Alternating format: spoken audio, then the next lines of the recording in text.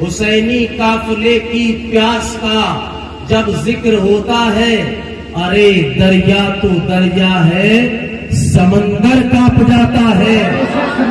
علی تو پھر علی ہے، علی تو پھر علی ہے، یہ نام علی ہے۔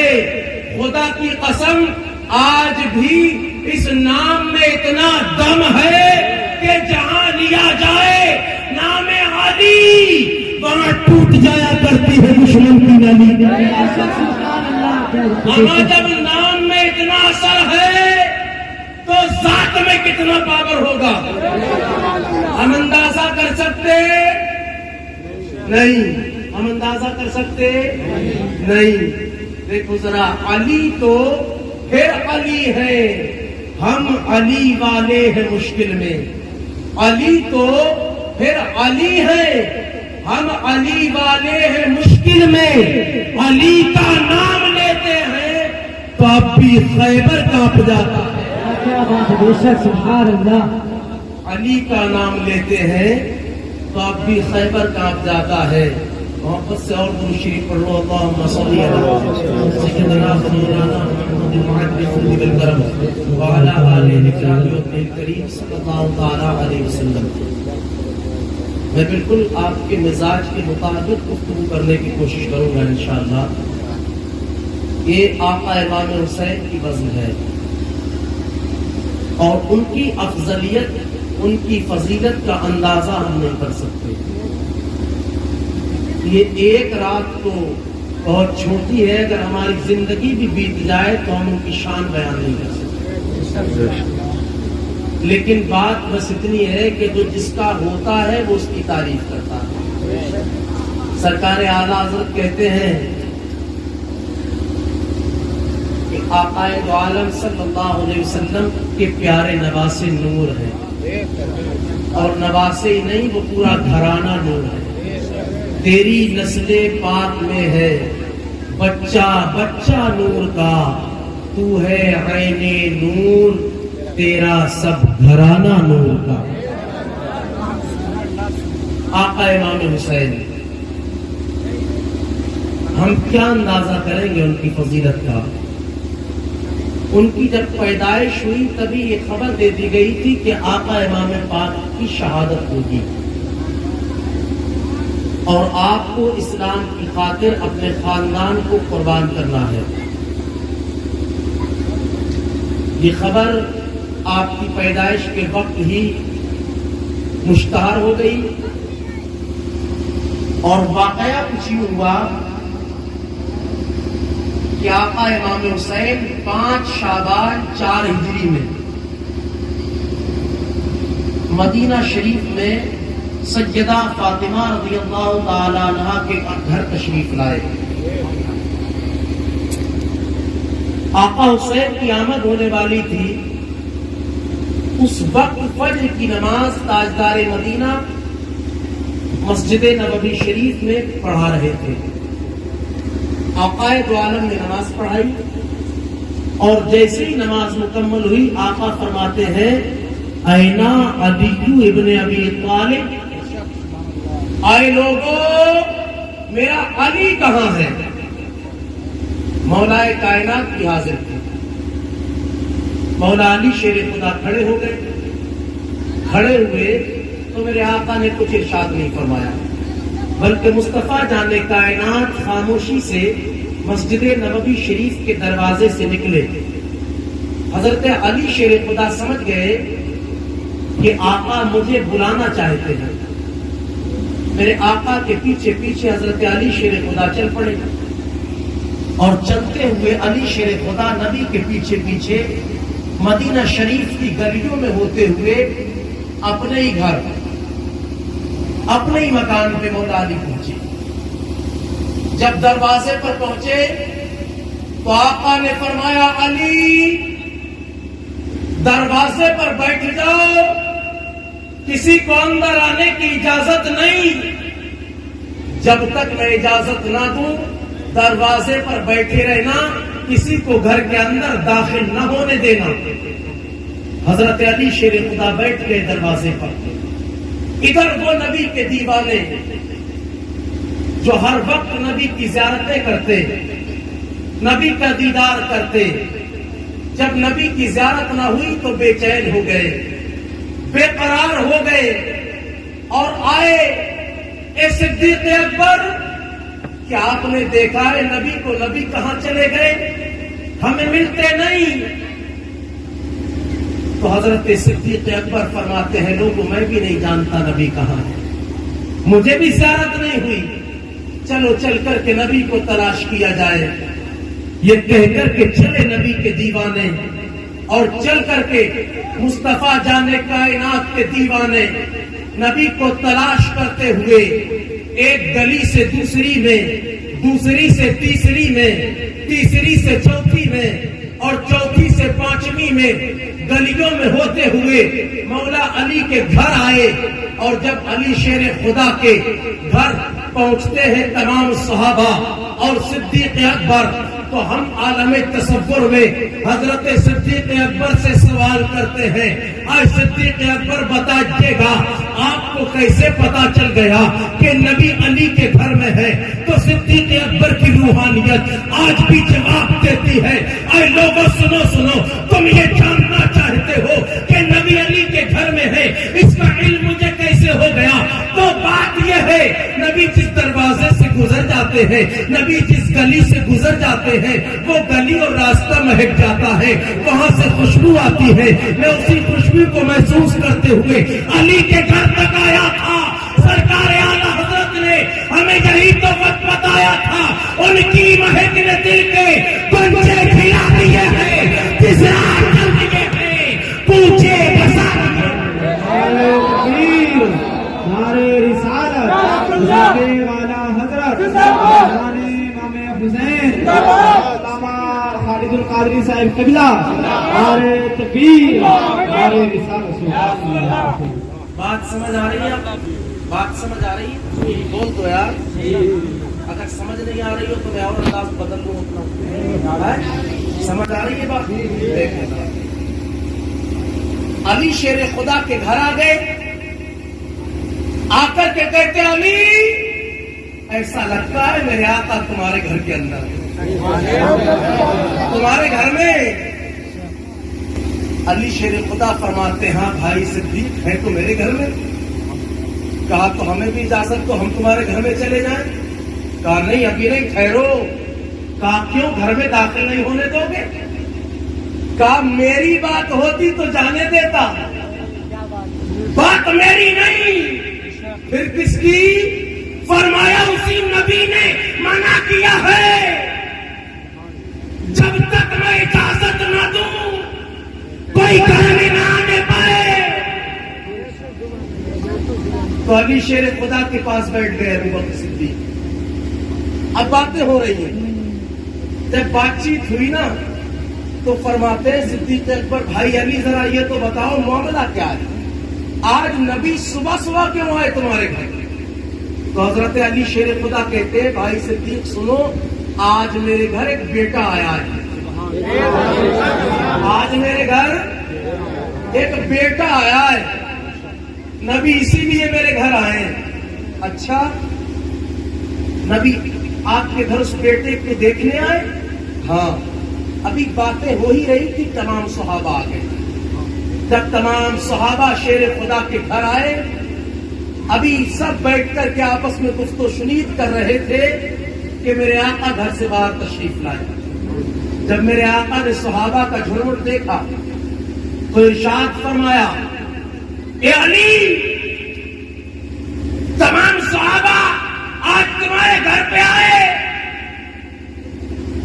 میرے آقا نے جیسے ہی فرمایا تو صدیق اکبر بول پڑے، آقا آپ کا نواسا آیا ہے، آپ کا نواسا آیا ہے۔ آقا فرماتے ہاں۔ صدیق اکبر کہتے آقا یہ نواسا تو بڑی عظمتوں والا ہے، اے آقا یہ تو بڑی بلندیوں والا ہے۔ کیسے؟ کہتے آقا جب یہ آیا ہے نا تو اس کی آمد پر تقریباً 3.5 لاکھ فرشتے اس نواسے کی آمد کی مبارکباد دینے آپ کو آئے ہیں۔ جیسے یہ صدیق اکبر نے فرمایا نا تو میرے آقا فرماتے صدیق اچھا یہ تو بتاؤ تمہیں پتا کیسے؟ اتنے فرشتے آئے ہیں تمہیں کیسے پتا؟ عرض کرتے آقا اتنے فرشتے آئے ہیں میں نہیں جانتا تھا، علی نے بتایا ہے۔ اب میرے آقا علی شیر خدا کی طرف متوجہ ہوئے، فرمایا علی ذرا یہ تو بتاؤ اتنے فرشتے آئے تمہیں کیسے علم ہو گیا؟ تو حضرت علی شیر خدا فرماتے آقا جو فرشتے آ رہے تھے اور جا رہے تھے میں ان کا آنا اور جانا دیکھ رہا تھا۔ قربان جاؤ جب علی شیر خدا کے دیکھنے کا عالم یہ کہ فرشتے ہمیں تو نظر نہیں آتے لیکن مولا علی دیکھتے ہیں تو نبی کے دیکھنے کا عالم کیا ہوگا؟ اعلیٰ حضرت کہتے ہیں اور کوئی غیب کیا تم سے نہا ہو بھلا جب نہ ہوتا ہی چھپا تم پہ کرو۔ علی شیر خدا سے یہ تو پوچھ لیا، فرمایا تم نے فرشتوں کا آنا اور جانا تو دیکھا، تعداد کا علم کیسے؟ فرماتے آقا وہ جو فرشتے آ رہے تھے اور جا رہے تھے تو وہ آپس میں باتیں کر رہے تھے۔ کیا باتیں کر رہے تھے؟ آقا وہ یہ کہہ رہے تھے کہ آج نبی کی آمد پر اتنے فرشتے، نبی کے بیٹے کی آمد پر اتنے فرشتے نبی کو مبارکباد دینے کے لیے آئے، تو میں نے ان سے سنا تھا۔ جیسے ہی یہ فرمایا اچھا ایک جملہ اور بول دوں یہاں پر رک کر کے، اجازت کو آپ کی اجازت ہے؟ دیکھو ذرا علی شیر خدا نے کیا کہا، میں فرشتوں کی باتوں کو سن رہا تھا۔ ہم میں سے کوئی سنتا ہے؟ کوئی سنتا ہے؟ نہیں سنتا تو ہم تو علی کی طرح بھی نہیں ہے۔ کیا آپ فیصلہ کرو، ہے نہیں تو نبی کی طرح ہو سکتے نہیں۔ اب دیکھو اعلیٰ حضرت کیا کہہ رہے ہیں، علی کی سماعتیں اس میں تو قربان جاؤ نبی کے سننے کا عالم کیا ہوگا؟ سرکار اعلیٰ حضرت کہتے ہیں دور و نزدیک کے سننے والے وہ کان کانے لالے کرامت پہ نہ ہو سکتا۔ اب دیکھو نبی فرماتے ہیں اے صدیق علی کے بتانے سے تم نے یہ تو جان لیا کہ اتنے فرشتے آئے تھے، لیکن میں تمہیں ایک ایسی بات نہ بتاؤں جو تم بھی نہیں جانتے اور علی بھی نہیں جانتے۔ جیسے ہی یہ کہا نا تو صدیق اکبر نے یہ نہیں کہا آقا جتنا آپ جانتے ہو اتنا میں بھی جانتا ہوں، کہتے حضور بتا دیں۔ جیسے ہی کہا بتا دینا تو میرے آقا فرماتے صدیق سنو، جہاں اتنے آئے وہیں ایک ایسا فرشتہ آیا جس کے ہاتھ نہیں تھے، پیر بھی نہیں، پر بھی نہیں، آقا آیا کیسے؟ نبی فرماتے ہیں جب وہ فرشتہ میرے پاس آیا تو اس نے مجھ سے کہا کہ آقا آج سے 1000 سال پہلے میں پیدا کیا گیا اور مجھے پیدا کرنے کے بعد اللہ تعالی نے 7ویں آسمان پر رکھا، میں وہاں رہتا تھا اور میرے انڈر 1000 فرشتے کام کرتے تھے۔ اگر میں آپ کو سمجھانے کے لیے یہ بھی کہہ دوں کہ جیسے آج کے دور میں ایک سپروائزر ہوتا ہے نا کسی کمپنی میں، ہوتا ہے نا اس کے انڈر بہت سارے لوگ کام کرتے ہیں، تو سپروائزر جو ہوتا ہے ان سب میں آلہ ہوتا ہے نا، وہ فرشتہ 1000 فرشتے اس کے انڈر تھے، ان سب سے بہتر کہتا ہے آقا ایک دن میں 7ویں آسمان پر تھا اور میں نے جب نظر کی نیچے دیکھا تو زمین تک دیکھ لیا، اور جب زمین پر دیکھا تو میں نے دیکھا ایک آدمی ہے جس کے ہاتھ بھی نہیں پیر بھی نہیں اور وہ زمین پر گھسٹ رہا ہے۔ جب میں نے یہ دیکھا تو میرے دل میں بات آئی کہ اللہ تعالیٰ نے اسے کیوں پیدا کر دیا، کیا فائدہ ہے اس سے؟ جیسے یہ دل میں بات آئی اللہ تعالیٰ کو جلال آ گیا، اور جلال میں میرے مولا نے فرمایا فرشتے تجھے عزتیں دی گئی تو تو میری مخلوق میں جو میں نے پیدا کی ہے اس میں تحجر کرنے کی بات کرتا ہے؟ اے فرشتے تو نہیں جانتا میں نے کس کو کس حکمت کے تحت پیدا کیا ہے کہ میں جانتا ہوں کون کس حکمت کے تحت پیدا کیا گیا. اور فرشتے نے بات اور کہی. آقا فرماتے فرشتے نے کہا تھا آقا جب مجھے پیدا کیا گیا تھا تبھی کہہ دیا گیا تھا فرشتے پیدا تو آج کیا جا رہا ہے لیکن آج سے 1000 سال کے بعد میرے نبی کے گھر ایک بیٹا پیدا ہوگا جس کا نام حسین ہوگا. اس حسین کی قبر پر تجھے چوکیداری کرنی ہوگی. اتنے عظیم فرشتے کو آقا امام حسین کی قبر کا چوکیدار بنایا جا رہا ہے. کیا شان ہے ان کی. ہم بیان کر سکتے. اب دیکھتے فرشتے نے اور ایک بات کہی. آقا جیسے ہی میرے دل میں بات آئی میرے ہاتھ میرے پیر میرے پر سب واپس لے لی. عظمتیں واپس لے لی گئی اور مجھے لٹکا دیا گیا ایک کنویں کے اندر. میں اسی کنویں میں لٹکا ہوا تھا کہ میں نے فرشتوں کا نہ دیکھا. اور جب میں نے دیکھا اتنی کثرت سے فرشتے آ رہے تو میں نے پوچھا ہے فرشتوں آخر معاملہ کیا ہے, یہ بات کیا ہے, کہاں جا رہے ہو؟ فرشتوں نے کہا آخری نبی تشریف لے آئے ہیں اور ان کا نواسا آج پیدا ہوا ہے. تو میں نے کہا فرشتوں مجھے بھی لے کر کے چلو. فرشتوں نے مجھے لیا لے کر کے چلے یہاں تک آئے. میں فرشتوں کے ذریعے سے پہنچا. آقا کرم فرمائے میرے لیے دعا کریں اللہ تعالیٰ میرے ہاتھ میرے پیر میرے پر واپس کر دے. جیسے یہ فرشتے نے کہا نبی فرماتے جبریل بھی موجود تھے. جبریل نے کہا آقا اس کے لیے دعا مت کرو. پھر کہا حضور جو آپ کے نواسے حسین کے جسم پر چادر پڑی ہوئی ہے نا وہ چادر اٹھاؤ اور اس فرشتے کو دے دو. آقا حسین نے چادر لی اس فرشتے کو دی. فرشتے نے اپنے جسم سے آقا حسین کے جسم پر لگی ہوئی چادر کو لگایا. تاریخ بتاتی ہے فرشتے کی عظمتیں فرشتے کو واپس مل گئی. فرشتے کے پر بھی ملے اس کے پیر بھی ملے اس کے ہاتھ بھی ملے اس کی عظمتیں ملی. اللہ اکبر کبیرہ.